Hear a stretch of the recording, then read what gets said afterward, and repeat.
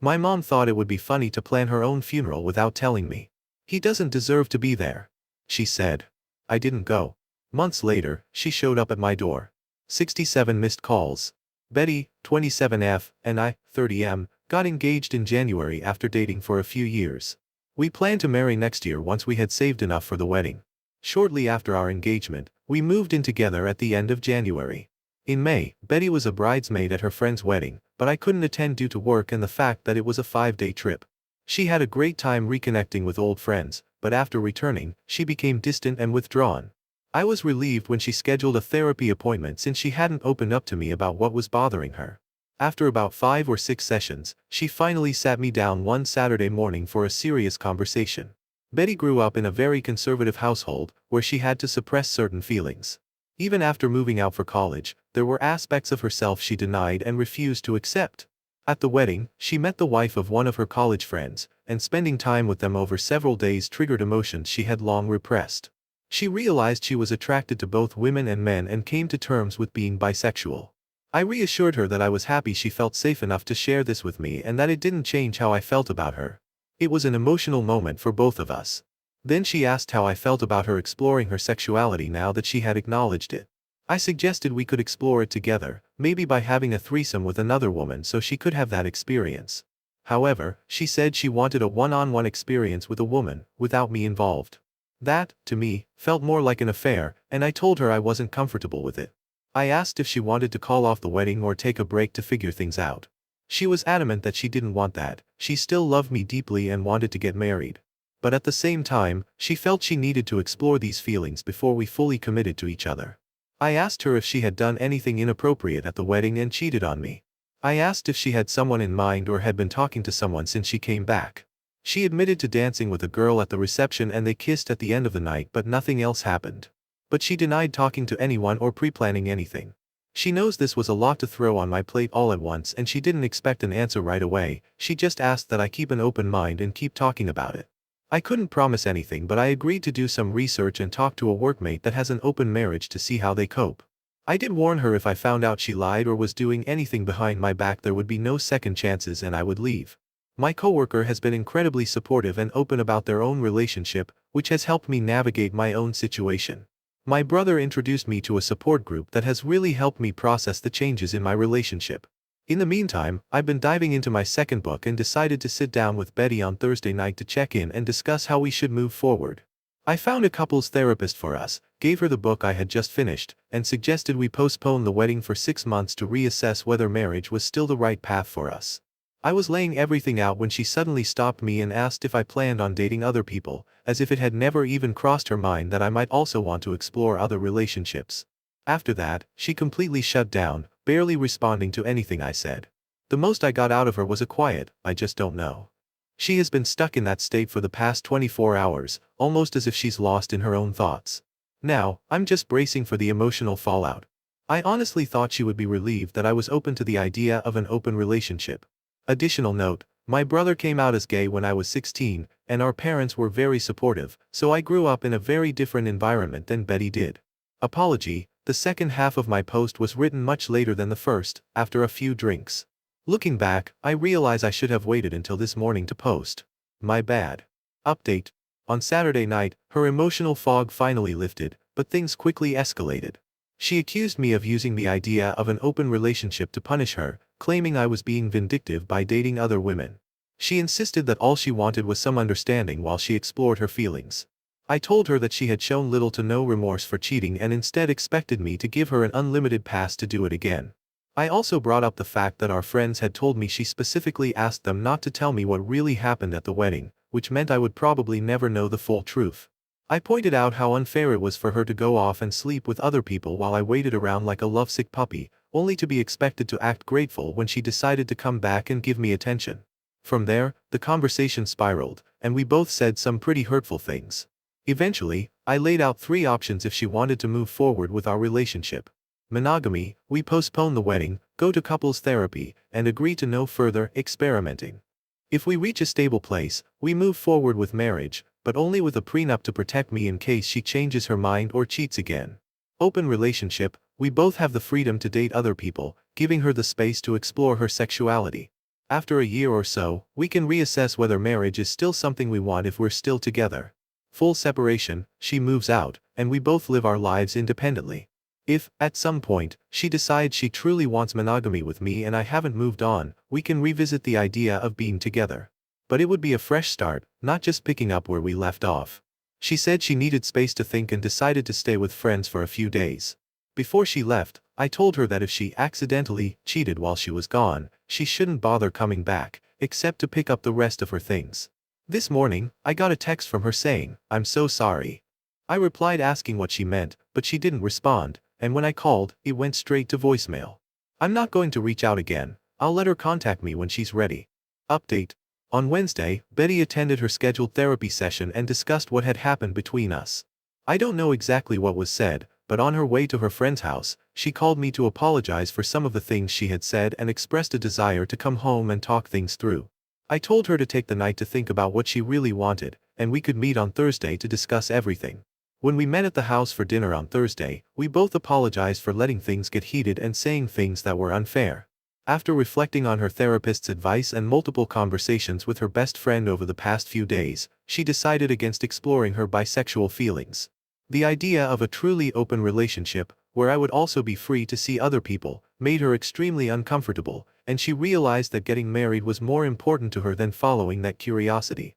Initially, she had viewed this as a way to see if she was missing something in her life, but when I asked her if she had been seeking just a one-night stand, casual dating, or a full relationship with a woman, she couldn't give me a clear answer. I told her that didn't sound very monogamous or fair to me, and she agreed, hence why she decided to let go of the idea altogether. She then brought up the fact that I had sent out messages canceling our save-the-date wedding notices. She had been receiving a flood of calls from people asking what had happened and was blindsided since she hadn't even been aware of the cancellations at first. She was upset that I had made that decision without consulting her. I reminded her that she had essentially dropped two bombs on me, coming out as bisexual and admitting to cheating, then left and refused to talk to me, aside from a vague "I'm so sorry" text, followed by complete silence. While I never shared any details beyond saying we were having issues and postponing the wedding, people had apparently begun speculating that she had been unfaithful. She switched gears and said we could still get back on track and get married next spring. No, because now when one of us is out of town my mind will be thinking about you cheating again, especially after coming out and wanting to have an affair to explore your sexuality. I said maybe after couples therapy we could get back to a good place again, but not by the end of the year, and it would be foolish to start planning and making financial commitments before we even knew if therapy was going to work. Plus I wanted a prenup to protect everything I brought into the marriage as well as my future retirement savings. Plus she would forfeit any equity if we bought a house. When she protested I said if you plan to be faithful and not change your mind later then it would never be a thing. Just something to give me some peace of mind. It's been an ongoing conversation for the last few days. Betty wants to rug sweep the incident at the wedding and move forward with our wedding. Exploring her sexuality is not worth sacrificing our relationship in her opinion. For now, we are back together and planning on counseling soon. In a post-clarity moment, I realize I rushed to embrace the idea of an open relationship to allow Betty the freedom to explore her new feelings, and I'm not as willing now to consider that option. I think separation is the better option, breaking up if you will till we both decide what direction our future lies and if it is with each other. It's not what I want, but I also don't want to spend the next 3 to 5 years together only for her to change her mind or cheat on me one day. Updates. This week has been rough. Our first counseling session got off to a terrible start. The moment I walked into the office, I noticed a large pride flag on the wall, which immediately set the tone. The therapist was clearly biased in favor of Betty's situation, barely acknowledging the fact that she had cheated. Instead, the focus was entirely on how I needed to be more supportive of Betty's self-discovery and journey, as if my own feelings and needs didn't matter. The session revolved around how I was supposedly failing to provide her with a safe space to explore her identity, completely disregarding the hurt she had caused me. What made it worse was that when the therapist was pressuring me, I looked to Betty, hoping she would say something supportive or at least acknowledge what I was going through. But she said nothing. That was the most painful part. After that, I shut down for the rest of the session. Toward the end, the therapist did attempt to engage me again, likely realizing she had lost me completely, but by then, I wasn't interested. On the way home, Betty tried to talk, but I only gave her the same 3 responses I had repeated in therapy: sure, nope, and maybe. To make matters worse, the next day, Betty's mom called me at work, demanding to know why the wedding was postponed. She mentioned that family and friends had already started making arrangements. I told her to talk to Betty about it. But she kept pushing, and after a while, I had enough. I told her that Betty had kissed someone at her friend's wedding and that's why we had put things on hold. Then I hung up. Less than an hour later, Betty called, furious, asking what I had told her mom. I explained that I had simply said she kissed someone at a wedding and that we were trying to work through it. I didn't mention her coming out. I told her that if she wanted her mom to know the full truth, she needed to sit her down and have that conversation herself. But honestly, I'm not holding my breath. So I get this text from her mom telling me I need to suck it up and move past this and that I might even be at fault for not going to the wedding with her. Huge text giving me what for and trying to tell me what I need to do. I showed the text to Betty when she got home from work and said she needed to do something about her mom or I would enlighten her with the full story of all our problems the next time she tried to tear me a new one. Betty said she would handle her mom and made me promise to give her some time to tell her mom everything.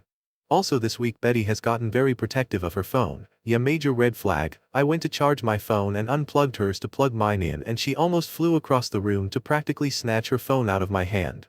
I was able to sneak a look at her phone later while she was asleep, only to find she had changed her access code, something which she hadn't done since we had been together. I went online and looked at our phone bill and there were many lengthy calls to a Colorado area code, which I have found out is where the girl she kissed was from. I'm completely drained, mentally and emotionally. The constant gaslighting, the lies, and the feeling of just barely staying afloat have taken their toll. Even when we're intimate, something is missing. The passion she once had is gone, and everything feels forced. It's like I'm being love-bombed, but without any real emotion behind it, just empty words and gestures. Tomorrow, we're going to a cookout at her parents' house. I'm going to do my best to stay composed and not say anything. Fingers crossed. But once we're back, I'm ending things with Betty. I'll give her the choice of keeping the apartment or moving out. She'll be free to explore and figure out what truly makes her happy, it just won't be with me. I finally opened up to my parents and a few close friends about everything. They've rallied around me, ready to support me and help with the move when the time comes. My mom offered to let me move back in, but my dad immediately shut that down, saying what I really need is a new puppy, not to be living with my retired parents. Now that I've made my decision, I feel oddly at peace. And to everyone who told me this was inevitable, you were right. It's time to move on with my life. Update. Betty and I came home early from the cookout at her parents' house. I had planned for my sister to be there as a witness when we returned, but we had to wait a couple of hours for her to arrive. Once she was there, I gathered everyone in the living room and told Betty I couldn't do this anymore, I was done. I explained that I had completely lost trust in her and didn't see a future for us, so the best decision was to go our separate ways. Betty was confused, insisting she had been honest since confessing what happened at the wedding. I asked if she had been in contact with the woman she kissed, and she denied it. When I asked to see her phone, she refused, saying it would violate her privacy and that of the people she'd spoken to. So I pressed further, who was the person she had called with a 720 area code? Maybe I should call and find out. At that point, it didn't even matter, it only reinforced my decision. I gave her a choice, either she moves out, or I do. I also offered to return the amount she had contributed to our wedding savings. She tried to get my sister to leave or to talk to me alone, but I told her I had been advised to have a witness present, just to be safe. Her emotions shifted from crying to anger, but eventually, after about an hour and a half, we had a calm conversation. We ended up talking until nearly midnight. By morning, Betty decided to move back in with her parents for the time being. The three of us packed up her belongings, and while waiting for her dad and brother to pick up her things, she tried one last time to convince me to see a different counselor and give therapy another shot. I told her it would be pointless, I would never be able to trust her again, and that wasn't a way to live. Not much of an ending, but at least it's closure. Relevant comments. Just a dudframs. It's unbelievable that your girlfriend kept lying to you until the very end. After she calmed down and you both talked until nearly midnight, did she ever fully confess to what she had been doing since the kiss? If so, how did she try to justify all the lies? Did she at least explain why she kept lying? Boop. Girlfriend, not wife. And no, she never completely came clean. I think she's still holding on to the hope that I'll change my mind. She seems confused and conflicted. If she told me everything, I think she's afraid that would be the final straw for me. Her exact words were, "I only hid things to protect your feelings." Okay, capital, 2250. Have you spoken to her dad, brother, or the friends who covered for her? Do you know what she's been telling them? I'd hate for her to twist the situation and make it seem like you're ending things over just the kiss, rather than everything else. Boop. I didn't talk to her dad or brother when they came over. As for the friends who covered for her, they know almost everything from my perspective. Betty hasn't been in much contact with them since the wedding. The husband was especially upset when he found out she had still been in touch with the woman she kissed. His wife has been supportive and said I was lucky to find out now rather than later. On trying to save the relationship. At first, I thought this was just a rough patch we could work through. But it quickly turned into a downward spiral. I believe her first therapist steered her in the wrong direction, but ultimately, she just became selfish and completely self-absorbed, which was a huge turn-off for me. It's heartbreaking to think she threw away everything we had and all the plans we made. It's like she became a completely different person in such a short time. On his relationship with her parents, changing the locks, and the friend group. I had a great relationship with her family, but things soured with her mom when I postponed the wedding. She was overly involved in planning it, almost obsessively so, and when I called it off, she took it really hard, almost like a personal attack. I've changed everything except the locks, still waiting on the landlord for that. As for friends, I'm cutting back on some relationships. Most of my core group has been solid through all this, but I've realized not everyone is worth keeping close. More on cutting back the friend group. I haven't cut them off completely since they're part of a larger group. I keep my distance but stay polite. The rest of our friends know these two kept secrets from me, and they've faced some criticism over it. They've both shown remorse and have been supportive as everything unfolded. The wife was close with Betty and still talks to her often. The husband and I were really close too, but now I only interact with him in group settings. Final comments. I dropped off a box with some of Betty's leftover things and mail at her workplace today. She wanted to talk and even suggested meeting for dinner, but I told her we just need to move on and left. I've blocked her on everything, I just want to put this behind me. She's officially gone. All her stuff is out of the apartment, and I gave her the portion of the wedding savings that was hers. I've cut all contact, and I have no desire for closure, apologies, or explanations. She has tried reaching out through mutual friends and even at my workplace, but people at work know not to pass along messages. Most friends understand when I explain why I won't take her back, but I've had to block a few who kept pushing me to talk to her.